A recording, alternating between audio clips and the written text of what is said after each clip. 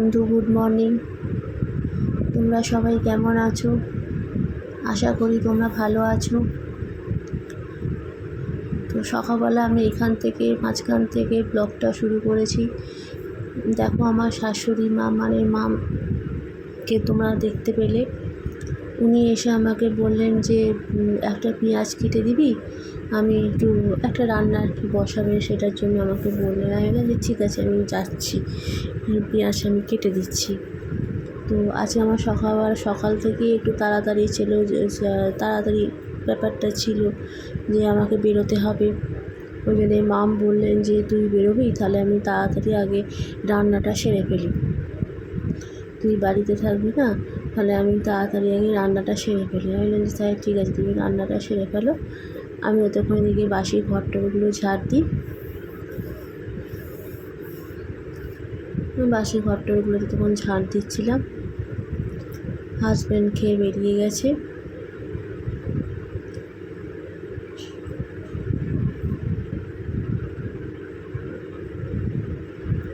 তো মোটামুটি সব ঘরগুলো সব ঝাঁট দেওয়া হয়ে গেল। এই ঘরটাও বাকি ছিল, এই ঘরটাও ঝাঁট দিলাম।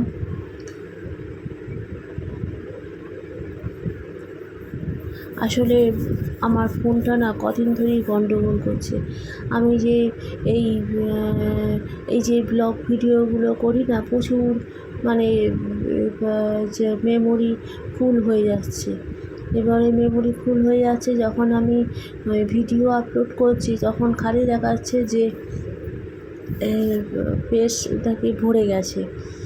তো তোমরা যারা ভিডিও করো, তোমরাও কি ভিডিও করে কি তোমরা ওই গ্যালারি থেকে মানে ওটা ইউটিউবে আপলোড করে তারপর কি গ্যালারি থেকে কি তোমরা ডিলিট করে দাও? কেন আমাকে একটু কমেন্টে জানিও। কেন ধরো তুমি আজকে যে ভিডিওটা দিলে, তার 7 দিন পরে তো ওই ভিডিওটা কি ডিলিট করে দাও? আর তো কোনো দরকার পড়ে না ওই ভিডিওটা। কেন যত ভিডিও থাকবে তত তো ফোন মানে হ্যাং করবে, তারপরে মেমোরি ফুল হয়ে যাবে। তো আমার তো এগুলো জানা ছিল না। তাই আমি ইউটিউবে ভিডিও দিই, মানে কতক্ষণ ধরে যায়, কতক্ষণ ধরে আপলোড হয়, ফোনটাও একটু গন্ডগোল করছে।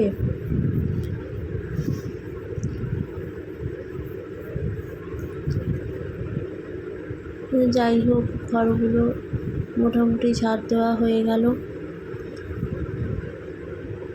আমার এই ভিডিওটা তোমাদের কীরকম লাগছে একটু কমেন্টে লেখো। চ্যানেলটাকে সাবস্ক্রাইব করে দাও, যাতে আমার আরও বন্ধু বাড়ে, তোমাদের সাথে কথা বলতে পারি আরও বেশি বেশি করে। তোমরাও আমার সাথে আরও বেশি বেশি করে কথা বলতে পারো।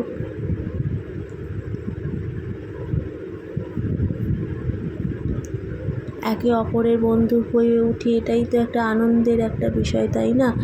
মানে আমাদের সাংসারিক জীবনে তো কত রকমের সমস্যা আছে।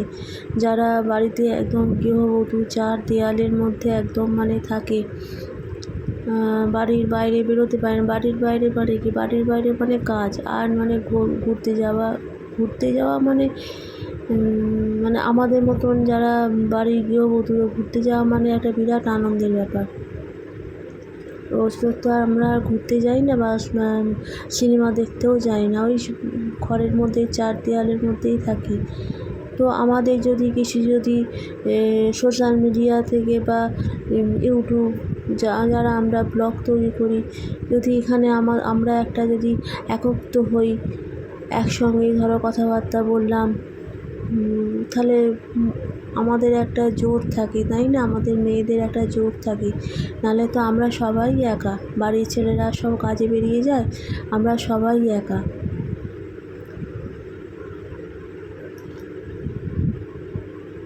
এবার আমি তো একা কেন, আমার তো হাজব্যান্ড বেরিয়ে যায় কাজে। শাশুড়ি মা নিজের মতন করে থাকে, ওনার শরীরটাও ভালো নেই, তারপরে আমার শ্বশুরমশাইয়েরও শরীরটা ভালো নেই। মানে চারিদিক থেকে মন মেজাজ খুবই খারাপ। তারপরে আমার ফোনটাও গন্ডগোল করছে। সেই অবস্থায় তো সাংসারিক কাজ তো আর বন্ধ করা যায় না যে মন মেজাজ ভালো নেই বলে চুপ করে গালে হাত দিয়ে বসে থাকলাম, সেটা তো করলে তো হবে না। তাহলে এই কাজগুলো আর কে করবে বলো? তোমরা যারা সংসারে গৃহবধূ সেটা তো তোমরা খুব ভালোভাবে উপলব্ধি করতে পারো।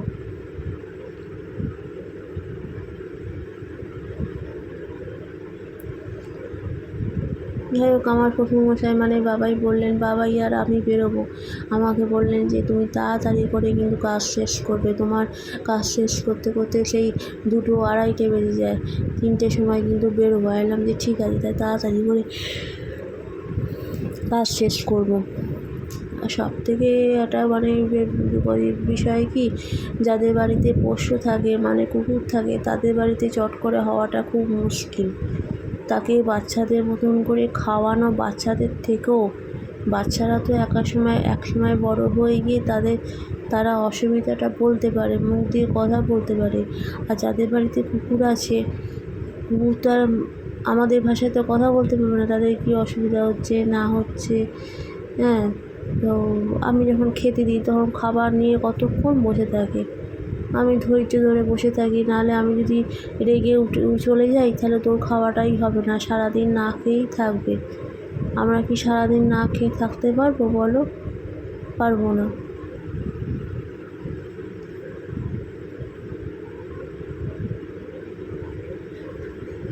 ও, আজকে কোথাও বেরোনোর নাম হলে দেখবে একটা জিনিস তোমরা বন্ধুরা খেয়াল করবে, দেখবে সেদিনই কাজ বেশি করে একদম এসে পড়বে। অন্যান্য দিন যেমন আমার জামা কাপড় কাচা কম থাকে, আজকে যেমন আজকে দেখতে পাচ্ছ পুরো জানলা ভর্তি হয়ে গেছে। তারপরে জানলার উপরে যে দড়িগুলো ছিল, 2টো দড়ি টাঙানো আছে, সেই দড়িগুলো মোটামুটি ভর্তি হয়ে গেল।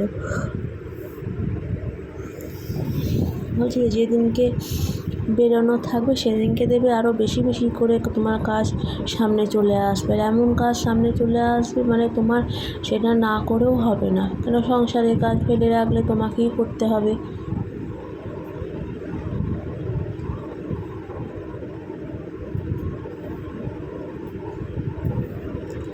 আমি তো মনে করি যারা বাড়িতে এই 4 দেয়ালের মধ্যে থাকে বা বাড়ির গৃহবধূ, মানে তাদের পরিশ্রমটাই খুবই কঠিন পরিশ্রম। যারা চাকরি বাকরি করে তারা তো এক সময় বাইরে চাকরি করে এসে ঘরে এসে একটা টাইমে শোবে।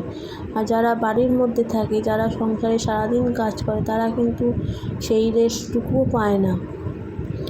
আর সংসারের কাজ দেখবে তোমার কখনো শেষ হয় না, একটার পর একটা, মানে এটাও শেষ হয়ে গেল, ওই একটা বাকি আছে, এইরকম মানে একটার পর একটা কাজ থাকে।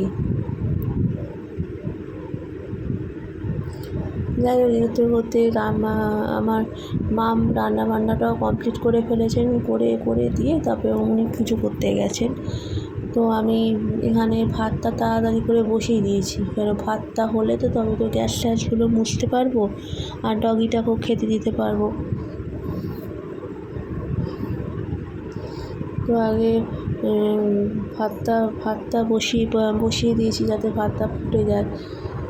আর গ্যাসে 2টো ওভেনই এত আস্তে করে জ্বলে মানে কোনো মানে জোরে জ্বলে না, কোনো ফ্লেম নেই।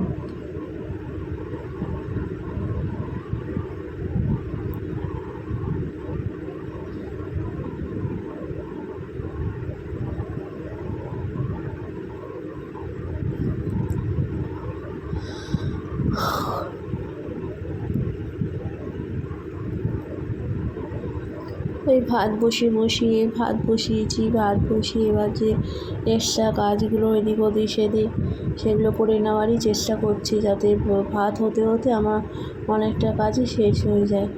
এই আমাদের ডগির মাংসটা বাটিতে গরম করতে বসালাম। যাই সব মোটামুটি হয়ে গেল।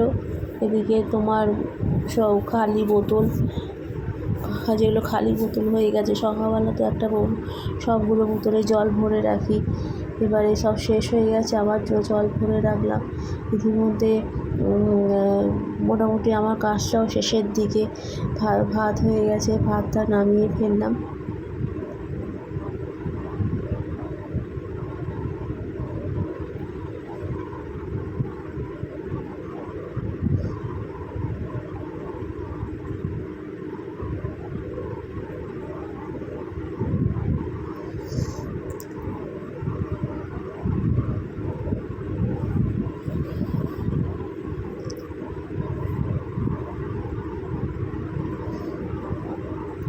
আমার শাশুড়ি মা বলছেন যে দুধটা মিশিয়ে তোমরা দেখেছো কালকে আমি একটা বড় বাটি করে দুধ জাল দিয়ে রেখেছিলাম, সেই দুধ তো আজকেও সকালবেলা ফ্রিজ থেকে বার করে গরম করলাম। তোমার শাশুড়ি মা মানে মাম বলছেন যা গিয়ে 1 কাপ দুধ খা। এলাম না, এখন আর দুধ খাবো না। বলে না, তুই আগে 1 কাপ গিয়ে দুধ খা। যাই হোক, ওনার কথা শুনতে বাধ্য হলাম। 1 কাপ দুধ রান্নাঘরে নিয়ে নিলাম, নিয়ে খেতে খেতে কাজ করছি। বসে খেতে গেলে তো সময় চলে যাবে, এই গরম দুধ বসে খেতে গেলে সময় চলে যাবে, খেতে খেতে কাজ করছি।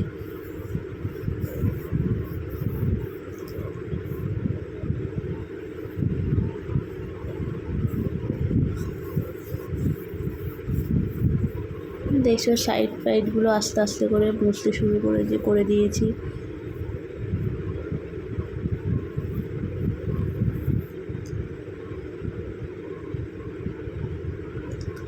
আমার এই ব্লগটা তোমাদের কীরকম লাগছে একটু কমেন্টে জানিও। সাবস্ক্রাইব করে দিও যাতে আমি আরও নতুন নতুন বন্ধু তোমাদেরকে পাই, তোমাদের সাথে কথা বলতে পারি।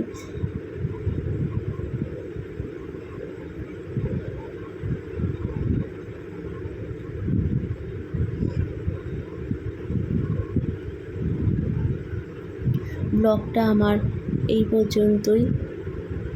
পরবর্তী ব্লগে আবার তোমাদের সাথে দেখা হবে।